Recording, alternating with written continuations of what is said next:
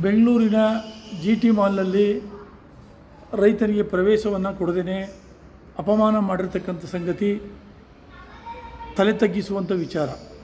ಕೂಡಲೇ ಮಾಲ್ ಮಾಲೀಕನ ವಿರುದ್ಧ ಪೊಲೀಸ್ ಇಲಾಖೆ ಕಠಿಣ ಕಾನೂನು ಕ್ರಮವನ್ನು ಕೈಗೊಳ್ಳಬೇಕು.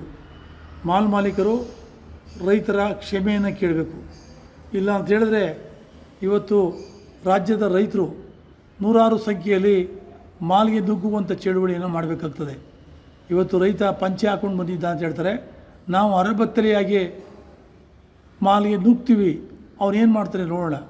ಇದು ನಮ್ಮ ಸಂಸ್ಕೃತಿಯನ್ನು ನಾಶ ಮಾಡುವಂಥ ಕೆಲಸ. ಮಾಲ್ ಮಾಲೀಕರು ಅನ್ನ ತಿನ್ನುವಂಥ ವ್ಯಕ್ತಿಯಾಗಿದ್ದರೆ ಈ ರೀತಿ ಅಪಮಾನ ಮಾಡ್ತಾ ಇರಲ್ಲ. ರೈತ ದೇಶದ ಬೆನ್ನೆಲುಬು ಅಂತಾರೆ. ಆ ದೇಶದ ಬೆನ್ನೆಲುಬಾಗಿರ್ತಕ್ಕಂಥ ರೈತನನ್ನು ಈ ರೀತಿ ಕೆಟ್ಟ ಸ್ಥಾನದಲ್ಲಿ ನಿಲ್ಲಿಸಿ ನೋಡ್ತಕ್ಕಂಥದ್ದು ಯಾವುದೇ ವ್ಯಕ್ತಿಗಳಿಗೂ ಶೋಭೆ ತರುವಂಥದ್ದಲ್ಲ. ಕಳೆದ ಇತ್ತೀಚಿನ ದಿನಗಳಲ್ಲಿ ಬೆಂಗಳೂರಲ್ಲಿ ಮತ್ತೆ ಈ ಪ್ರಕರಣ ಮರುಕಳಿಸ್ತಾ ಇದೆ. ಎಚ್ಚೆತ್ತುಕೊಳ್ಳದೇ ಇದ್ದರೆ ಖಂಡಿತವಾಗಲೂ ಕೂಡ ನಾವು ರಾಜ್ಯದ ರೈತರು ಈ ಒಂದು ಜನರಿಗೆ ಸರಿಯಾದಂಥ ಪಾಠವನ್ನು ಕಲಿಸುವಂಥ ಕೆಲಸವನ್ನು ಮಾಡಬೇಕಾಗ್ತದೆ ಅನ್ನುವಂಥ ಎಚ್ಚರಿಕೆಯನ್ನು ಕೊಡಲಿಕ್ಕೆ ನಾನು ಬಯಸ್ತೇನೆ.